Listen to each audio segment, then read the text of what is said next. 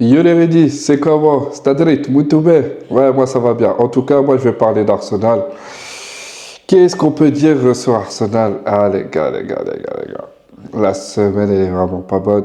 Et en plus, dans les derniers matchs, Arsenal, Manchester City, on fait 2-2.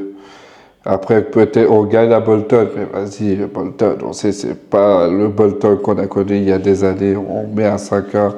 Éventuellement, lorsqu'on perd face à Bournemouth 2-0, et après on rebondit plus tard face au Shakhtar Donetsk, alors que le Shakhtar, on les met mal de base, mais on arrive à quand même à mettre 1-0. Et et en plus, là, on perd encore contre Newcastle. Ça veut dire que Liverpool, ils seront encore en avance. Et Manchester City, ils perdent comme par hasard. Quand nous perdons, ils perdent. Tu vois, au même moment où on devait les rattraper, c'était un match où il ne faut pas laisser des points. On a laissé ces points. Qu'est-ce qu'on peut dire? Oui, ok, on a des blessés, on de garde, tout ça. Ouais, mais ça, je veux pas l'entendre, les gars. En vrai de vrai, on doit faire mieux. Sur les transitions, partez. Mais je sais que Arteta, tu bricoles. Mais partez latéral droit. Non. Non. Ça, je crois que c'est l'un de nos meilleurs gunners avec Raya. Et pourtant, je n'aime pas beaucoup Raya. Mais on peut se dire que quand même, depuis le début de la saison, le gars, il fait le taf. Il n'y a rien à dire sur lui.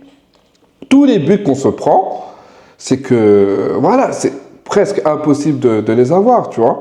Balle au pied, il est bon, donc il n'y a rien à dire, tu vois. Trossard, bah, sur le cas de Trossard, les gars. Qu'est-ce qu'on peut dire sur le cas de Trossard? Bah, le gars, il est bon que en super sub. Quand il est titulaire, c'est pas ça.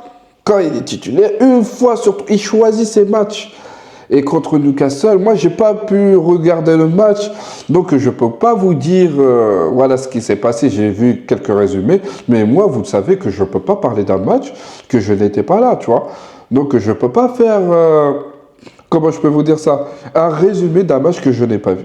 Mais lorsqu'on regarde Arsenal, dans ces 5 derniers matchs contre Bournemouth, j'étais furieux. On ne peut pas perdre contre Bournemouth. Qui vient, et je ne l'avais pas vu le deuxième but, mais qui vient, tu dois faire mieux que ça. Quand tu rentres, tu dois faire mieux que ça et tu dois être appliqué. Appliqué. Ah,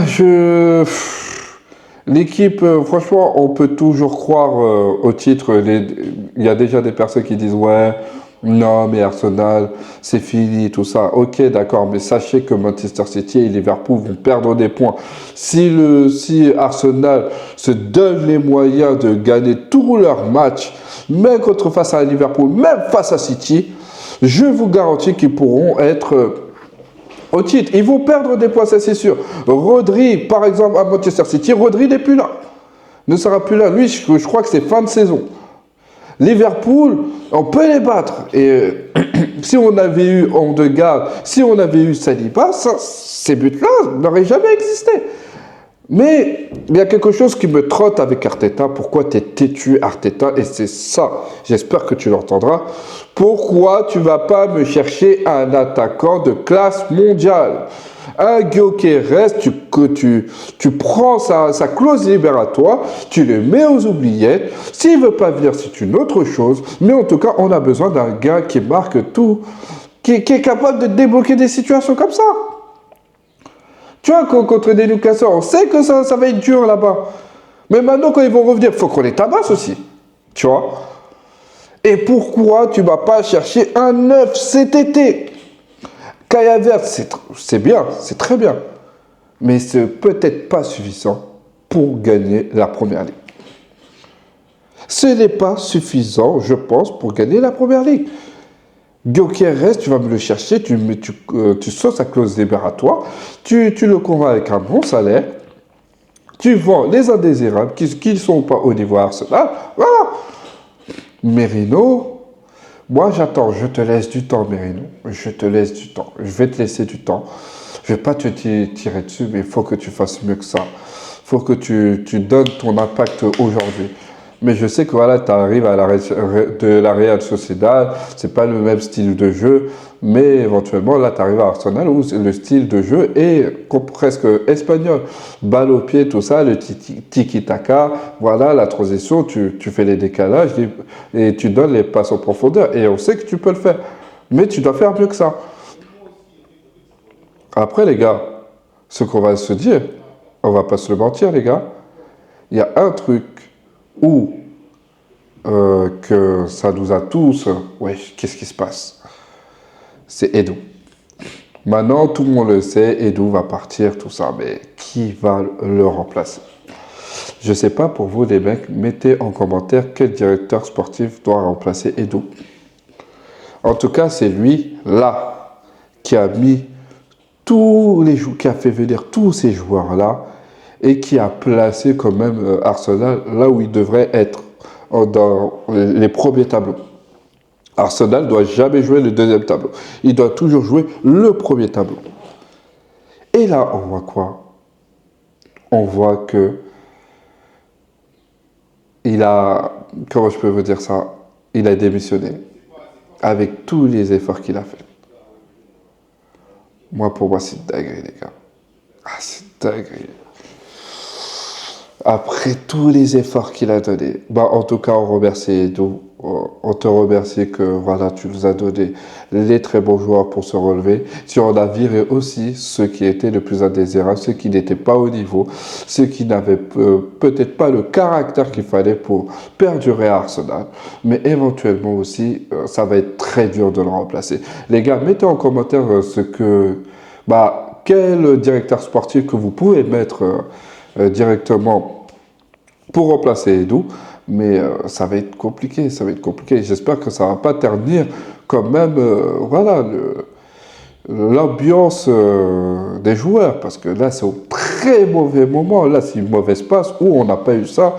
Maintenant, on est habitué que Arsenal gagne tous ses matchs, même avec la manière. Mais il faut que voilà, Arteta trouve la bonne recette, voilà, pour remettre les joueurs à son prime niveau. Et je sais qu'Arteta, tu peux le faire, tu vois. Il y en a qui disent, ouais, si dans 2 ans, non, moi je te laisse carte blanche du moment qu'on joue la première place. Tu nous as mis là où il faut mettre. Maintenant, faudra faire un bon recrutement ce janvier. Et ce janvier, moi, le recrutement, il doit être XXL. Peut-être pas XL, au moins, il faut que ça taille du L.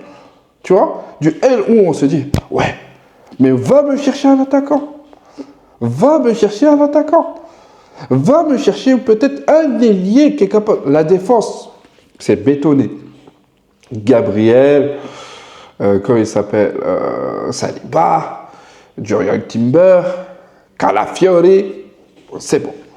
Le milieu, vous savez ce que j'en pense, les gars. J'aurais aimé qu'il cherche un Frenkie de Jong, mais comme on ne l'a pas, on va garder ce vidéo. Maintenant, tu as le petit Henry, il faudra que quand Odegaard il n'est pas au niveau, tu mets le petit Henry. Il y avait Fabio Vieira qui est parti en prêt, est-ce que c'était nécessaire? Je ne pense pas. J'aurais préféré que ce gars-là, voilà, il reste à Arsenal, mais bon. Le petit Henry, je le vois qu'il en veut, qu'il est assez décisif, il montre, voilà, qu'il a toutes les qualités pour s'imposer à Arsenal. Tu vois, moi, je le vois comme un Phil Foden, même si Phil Foden, voilà, c'est un crack. Les gars, on a un crack, et Arteta, tu dois le faire souvent jouer et le gagner en confiance. Moi, j'ai confiance en toi par rapport à lui, mais pour moi, il faudra que tu le fasses souvent jouer. Beaucoup plus jouer, beaucoup plus de minutes. Et après, Arteta, les changements trop tardifs. Quand tu vois qu'on a 0-0, quand tu vois par exemple un Kai Havertz qui est très fantomatique, bah, tu es obligé de le faire sortir. Tu mets un Gabriel Jesus en attaque et on va voir ce que ça va donner. Vous voyez? Mais bon, ça sera dans une autre vidéo, les gars. Mais pour moi, ouais, il y a beaucoup de mauvaises nouvelles, les Gunners. Mais même ceux qui ne sont pas les Gunners, vous pouvez rire d'Arsenal, mais je pense qu'on va revenir plus fort. Là, on va jouer contre l'Inter. Bah, Arsenal doit se donner à 10 000% pour battre l'Inter. Il faudra que voilà, qu'ils mettent les transitions, les bouchées doubles, la motivation. Il faudra qu'on voit, comme pendant ces dernières années, la fin, parce que l'Inter, bah, il ne va pas nous regarder jouer. Vous voyez, on a joué contre l'Atalanta, c'était très dur. Maintenant, on va jouer contre l'Inter, qui est, à mon sens, peut-être beaucoup plus fort, même si je sais que Saliba, tu vas éteindre Thuram. Après, il y a d'autres joueurs, il y a Lautaro Martinez, tout ça, tu vois. Et s'ils jouent en 3-5-2, ouais, il y a leurs latéraux qu'il faudra combattre, tu vois. Mais bon, là, je sais que on passe une mauvaise passe, les gars. Moi, je vous demande, les gars, d'être derrière l'équipe. Même ceux qui sont peut-être mes abonnés, qui ne sont pas pour Arsenal. Mais voilà, regardez quand même Arsenal. Ayez des commentaires constructifs. Comme ça, peut-être, éventuellement, qu'on pourrait débattre. En tout cas, ce sera tout pour moi. J'espère que vous avez aimé cette vidéo. N'hésitez pas à liker et à partager. Ce sera tout pour moi.